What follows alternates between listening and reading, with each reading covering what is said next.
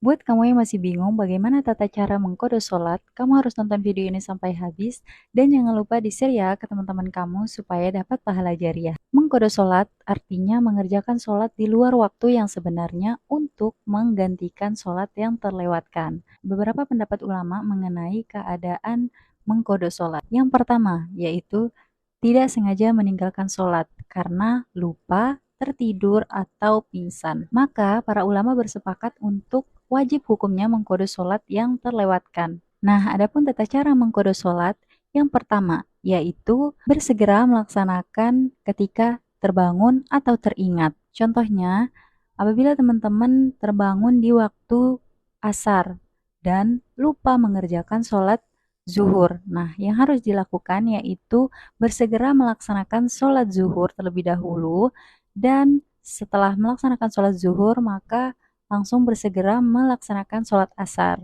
Namun, apabila teman-teman takut waktu asar itu habis atau mungkin waktu asar sedikit lagi, maka yang harus dilakukan yaitu mengerjakan sholat asar terlebih dahulu, baru boleh mengkodo sholat zuhur.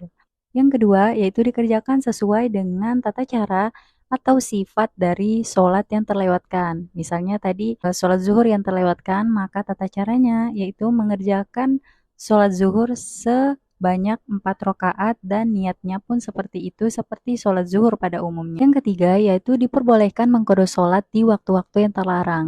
Jadi mengqadha sholat itu tidak ada waktu tertentu. Jadi waktunya itu bebas ya. Jika waktu sholat yang tertinggal itu lebih dari satu, maka setelah salam, berdiri kembali untuk mengqadha sholat yang tertinggal atau terlewat tanpa menunggu waktu selanjutnya. Karena seperti yang tadi aku bilang bahwa waktu-waktu mengqadha sholat itu tidak terbatas. Jadi ketika kalian mengingat kalian pernah meninggalkan sholat atau pernah terlewatkan waktu sholat, maka bersegera untuk melaksanakan sholat. Kemudian pendapat ulama mengenai keadaan mengqadha sholat yang kedua yaitu sengaja meninggalkan sholat. Menurut jumhur ulama tetap ada kodok sholat bagi orang yang sengaja meninggalkan sholat. Namun, menurut pendapat yang lain mengatakan bahwa tidak wajib mengkodo sholat bagi orang yang sengaja meninggalkan sholat. Terus kalau misalnya nggak bisa mengkodo, apa dong yang harus dilakukan? Nah, yang harus dilakukan yaitu bertaubat kepada Allah Subhanahu wa taala dan berjanji untuk tidak akan mengulanginya lagi dan kedepannya akan selalu melaksanakan sholat tepat waktu.